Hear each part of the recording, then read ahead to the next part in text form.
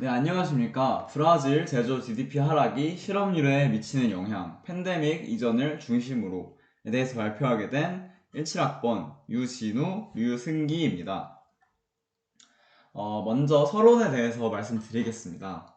팬데믹 기간 동안 브라질은 정말 끔찍했던 경제 위기를 마주했었고, 현재에 이르러서 조금씩 상황이 나아지고 있는 국면입니다. 이러한 가운데 팬데믹 이전에도 이후에도 브라질의 고질적인 꾸준한 고민은 바로 실업률인데요. 김평식은 2019년 본인의 논문에서 실업률은 경제 성장률, 물가 상승률 등 주요 거시 경제 지표와 함께 현 경제 상태를 보여주는 중요한 지표라고 말했습니다. 이처럼 이제 실업률은 현 상황에서 굉장히 중요한 이제 경제 지표이면서 한 나라의 경제 상황을 굉장히 적나라하게 보여주는 지표이기 때문에 브라질이 현재 아무리 원자재 사이클, 슈퍼 차이나 등 이제 기타 요인들로 인해서 잠시나마 상승폭을 보이고 있더라 하더라도 근본적인 근원적인 문제인 실업률을 해결하지 못한다면은 브라질 경제 성장은 결국 허수인 상태를 유지할 뿐이라고 생각합니다. 이 현재는 2018년 이미 오쿤의 법칙에 의해 소득과 실업 간의 정해진 경제적 관계가 규명되었다고 말했습니다. 네, 위와 같이 김평식, 이현재 등 이제 선행된 연구에서 언급한 것처럼 실업과 노동은 국가 경제에서 가진 가치가 점점 늘어나고 있고, 이러한 이제 실업의 가치가 중요에 불구하고 브라질의 총 실업자 수는 물론 여타 다른 나라들도 그렇게 긍정적인 상황은 아니지만 브라질은 팬데믹 기간 동안 역대 최대인 약 1,600만 명이 이르는 숫자를 기록하면서 브라질이 마주한 경제 상황이 얼마나 심각한지를 보여주었는데요. 동기간 동안 브라질 총 GDP의 30%를 차지하였던 제조업 분야는 다음과 같은 숫자에서 볼 수 있듯이 굉장히 어려운 상황을 마주하고 있습니다. 많은 기업인 및 경작자들이 2000년 초중반부터 제조 경쟁 약화에 대한 굉장히 중요성, 그 다음에 위험 의식 등을 말했었는데요. 이제 아무래도 브라질이 가지고 있는 복잡한 관료주의, 제도적인 비효율성, 높은 세금 등 이러한 장애물들을 극복하기는 이제 단 기간 내에는 그렇게 간단해 보이진 않는 상황이긴 합니다. 이와 같은 상황에서 저희는 선행되었던 연구들, 즉 단순히 실업률과 그 경제 성장, GDP 등 이러한 비교에서 조금씩 더 나아가 브라질 제조업 분야의 하락 추세가 실업률과 유의미한 상관관계에 있지 않을까 하는 의문을 가지고 본 연구를 시작하였습니다. 오쿤의 분석에 따르면 높은 실업률은 낮은 경제 성장에 기인한다고 했는데요. 따라서 본 연구를 통해 제조업과 실업률이 어떠한 정과 부의 관계에 놓여져 있는지 규명해낸다면 이는 제조업의 상승이 실업률의 하락을 초래할 수 있고 경제 성장에 궁극적으로 기여하는 그러한 연구가 될 수 있을 거라 생각합니다. 다음으로 선행 연구 및 가설 설정입니다. 앞서 말씀드렸던 것처럼 오쿤이 1962년 본인 논문에서 경제 성장과 실업 간의 유의미한 관계에 대해 규명하였는데요. 그 이후로 다수의 학자들과 논문이 오쿤의 법칙이 유효함을 보여주고 있고 최근까지도 1960년부터 2014년까지 이제 미국의 경제 성장률이 1% 상승할 때 실업률이 0.4% 감소함을 보여주고 있습니다. CNI는 2019년 현 브라질 경제 침체의 대표적인 원인 중 하나로 브라질 국내 제조업 GDP 하락을 지목하였습니다. 오쿤의 연구처럼 실업률과 경제 성장이 상관관계가 있다면은 저희는 이번 연구를 통해서 실업률과 제조업 GDP 하락 간의 상관관계를 분석하고 만약에 유의미한 관계가 있다면은 제조업 GDP가 경제 성장에도 어느 정도 기여하는 부분이 있을 거라고 생각합니다. 다음으로 연구 방법 및 변수 설정입니다. 저희는 유의미한 관련 찾기 위해 다변량 회귀 분석, 즉 다중 회귀 모형을 채택하였고요. 어, 좌측 좌변항에 위치한 종속 변수는 unemployment amount, 즉 브라질 내 총 실업자 인원의 숫자이고, 우변항은 먼저 베타 상수항, 그 이후로 이제 MAN 지수, PMI 지수, 이제 CPI, MIN, PAD, LAB, 다음과 같은 변수들을 채택하였습니다. 모델이 두 개로 나뉜 이유는 CPI 지수와 LAB의 P값이 0.6을 상회해서 다중 공산성의 문제를 일으키므로 모델을 다변화해서 유의성을 해치는 경우 수를 배제하였습니다. 다음으로는 변수의 정의입니다. 먼저 좌변항에 위치했던 종속 변수는 브라질 내 총 실업자 인원의 숫자이고요. 이외 제가 제공하는 데이터를 수집하였습니다. 원 자료가 100만 단위였기 때문에 자연 로그화하였으며, PMI 지수를 제외하고 후수라 데이터를 또한 동일하게 로그화해서 진행하였습니다. 다음으로는 브라질 제조업 분야 GDP이고요. 앞서 말씀드린 것처럼 CNI는 꾸준하게 브라질 제조업 분야의 GDP 하락이 브라질 경제에 직접적인 타격이 있다고 언급하였습니다. 그 다음으로 PMI 지수는 김범준의 2010년 리서치에서 글로벌 제조업 PMI와 글로벌 실질 GDP 비교 결과 유사한 차트 흐름을 가지고 있으며, PMI 지수는 이제 경기를 판단 기준 하는데, 경기 판단 기준에 이제 추세성, 정확성, 신속성 등을 제공한다 했기 때문에 이번 연구에 유의미한 변수라 생각되어서 채택하게 되었습니다. 다음으로 통제 변수들로는 CPI, MIN, PAD, LAB 등이 있는데요. CPI는 소비자 물가 지수입니다.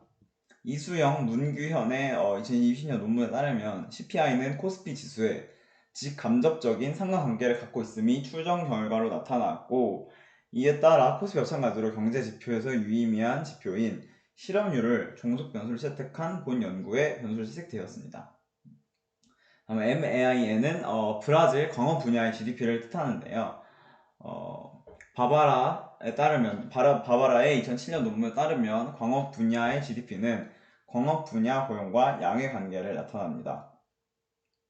브라질에서 광업 수출액은 2022년 전체 수출액의 17% 달할 정도로 국내 수출 구조에 높은 비중을 가지고 있으므로 이번 연구에서 통제 변수로 채택되었습니다.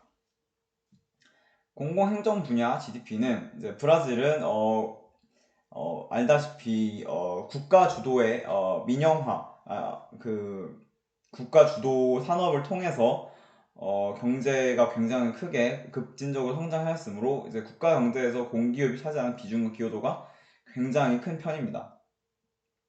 이에 따라 저희는 이 분야의 성장이 고용 창출을 통해 실업률의 개선을 불러일으킬 생각해 통제 변수로 선정하였습니다. 다음으로 마지막은 LAB, 즉 인건비인데요. 니겔은 1978년 평균 인건비 상승에 따라 기업들이 노동을 잡으로 대체하는 경향이 있다고 말했습니다. 인건비 절감을 통해 기업, 고용주의 지출에 대한 부담을 줄여 신규 일자리 창출에 영향을 줄 수 있다는 점을 들어 통제 변수로 선택하였습니다. 다음은 표본 선정 및 분석 대상 기간인데요. 선정된 표본들에 대한 데이터는 팬데믹 이전 기간이 2012년 1분기부터 2019년 4분기까지를 취합하였습니다. 위와 같이 기간을 산정한 까닭은 데이터 취합 시기에 팬데믹 기간이 포함될 경우 모든 독립 변수들의 값이 결과적으로는 팬데믹과 유의미한 관계로 나타나 유의성을 잃고 상관관계가 허수가 되고 또한 다중 공선성 문제를 발생이 있다고 생각해서 다음과 같이 기간을 선정하였습니다. 다음으로는 이제 실증 분석 및 결과인데요. 먼저 기술 통계량을 분석 결과를 보시면은 경기 동일한 지수 PMI는 50 이상이라면은 이제 경기가 확정되어 있고 50 미만이라면은 경기가 수축되고 있음을 나타내는데요. 평균 값이 49를 기록하면서 브라질 경기가 2012년부터 꾸준하게 수축되고 있음을 보여주고 있습니다. 실업자 수는 평균값으로 15.986을 나타났으며 최저값인 14.046628을 훨씬 상회하는 것을 저희는 볼 수 있습니다. 다음으로 보이는 표 2는 상관관계 분석인데요. 먼저 종속 변수인 unemployment amount와 MAN, 즉 저희의 관심 변수 브라질 제조업 사이의 상관관계는 마이너스 0.47로 앞서 설정했던 가설인 부의 관계에 부합하는 결과를 나타내고 있습니다. 또한 CPI 지수와 PAD 지수 모두 강력한 정의 관계를 나타내고 있고 CPI 지수와 LAB 지수는 마이너스 0.789, 즉 0.6을 훨씬 상회함으로 앞서 말씀드렸듯이 다중 공선성 문제로 인해 모델을 다변화하였습니다. 네, 다음 회기 분석부터는 류승기 하구가 발표 이어서 하겠습니다. 감사합니다. 네, 그럼 다음으로 발표 나아가 보겠습니다. 먼저 아까 언급했듯이 소비자 물가지수와 인건비의 P값이 0.6을 상회하여 0.87 이상을 상회하기 때문에 다중 공산성 문제로 이렇게 모델을 두 가지로 나누어서 회계 분석을 진행해 보았습니다. 하나는 CPI를 넣고 하나는 인건비 LAB 값을 넣어서 진행해 보았습니다. 그 결과 보영이 같은 경우 높은 상관성을 보였는데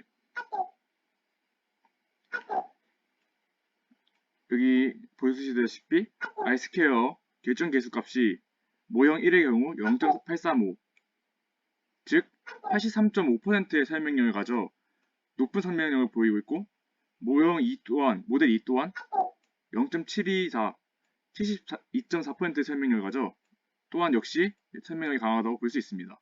다음으로 그래서 T값을 보시면 알려드렸듯이 저희가 가설을 세웠던 브라질 제조업 GDP 하락이 실업률에 미치는 영향을 보면 마이너스의 음의 관계를 이루고 있는 걸 볼 수 있습니다.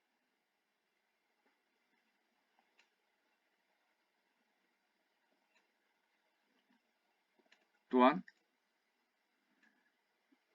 몇몇 변인들에서 T값이 2가 넘어서 높은 상황성을 볼 수 있습니다. 다음 결론으로 이어나가겠습니다. 저희는 브라질 제조업 GDP의 하락이 실업률에 어떻게 영향을 미치는지를 조사하기 위해서 브라질 제조업 GDP의 하락이 실업률에 영향을 미칠 것이라는 가설을 설정하였습니다. 이를 규명하기 위해 2012년부터 19년간 8년간의 분기별 자료를 수집하여 연구에 적용하였습니다.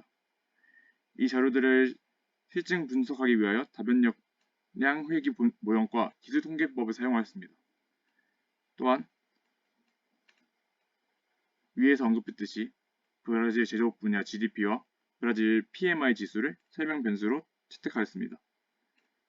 종속 변수로는 브라질 내 총 실업자 인원의 숫자를 설정하였으며 일반적으로 실업률에 영향을 미치는 브라질 소비자 물가지수, 브라질 광역 분야 GDP, 그리고 공공행정 분야 GDP, 인건비를 통제 변수로 구성하였습니다. 앞에서 분석한 결과 결국 브라질 제조업 GDP의 하락이 실업률에 부에 유의한 영향을 미치는 것으로 나타났으며 이러한 결과는 브라질 국내 경제 상황과 실업률의 개선을 위해 제조업 경쟁력의 강화를 촉진하게 하는 요인으로 활용될 수 있을 것이라고 보았습니다. 현재 사상 최고치를 기록하고 있는 브라질 실업률의 해소를 위해 브라질 정부와 기업들에게 있어서 중점으로 두어야 되는 부분이 무엇인지를 제공하여 장기적인 경제 성장에 기여할 수 있고 제조업 부분의 회복과 혁신이 실업률을 개선하기 위해 중요한 요인 중 하나로 이 부분의 노력이 필수 불가결하다는 사실을 알 수 있었습니다. 그러나 본 연구는 앞서 살펴본 연구에 불구하고 연별 데이터가 아닌 분기별 데이터를 사용하여 계절적인 특성에 따른 변동을 반영하지 못했다는 문제와 변수를 설정하는데 통제 변수 중 공공행정 분야의 GDP를 따로 선행된 연구된 논문을 찾을 수 없었다는 점에서 한계가 있을 수 있다고 생각합니다. 감사합니다.